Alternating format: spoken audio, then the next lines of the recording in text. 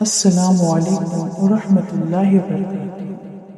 رمضان کے 3 حصے، ایک رحمت، دوسرا مغفرت اور تیسرا آگ سے خلاصی۔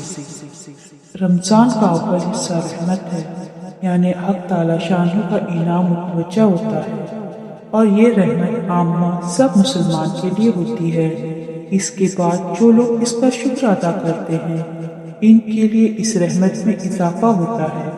رمضان کا درمیانی حصے سے مغفرت شروع ہو جاتی ہے، اس لیے کہ روزوں کا کچھ حصہ گزر چکا ہے۔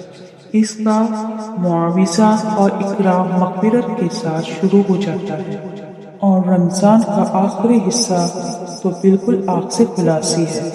رحمت اور مغفرت اور آگ سے خلاصی کے درمیان میں فرق یہ ہے کہ آدمی 3 طرح کے ہوتے ہیں۔ ایک وہ لوگ جس کے اوپر گناہ کا بوجھ نہیں، ان کے لیے شروع ہی سے رحمت اور انعام کی بارش ہو جاتی ہے۔ دوسرے وہ لوگ جو معمولی گنہگار ہیں، ان کے لیے کچھ حصہ روزے رکھنے کے بعد ان روزوں کی برکت اور بدلے میں مغفرت اور گناہوں کی معافی ہوتی ہے۔ تیسرے وہ جو زیادہ گنہگار ہیں، ان کے لیے زیادہ حصہ روزے رکھنے کے بعد آگ سے خلاصی ہو جاتی ہے۔